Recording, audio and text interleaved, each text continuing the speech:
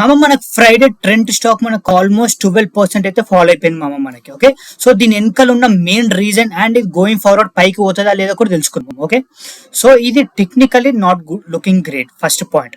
And second point ఏంటంటే మనకి main point మనకి ట్రెండ్ మేనేజ్మెంట్.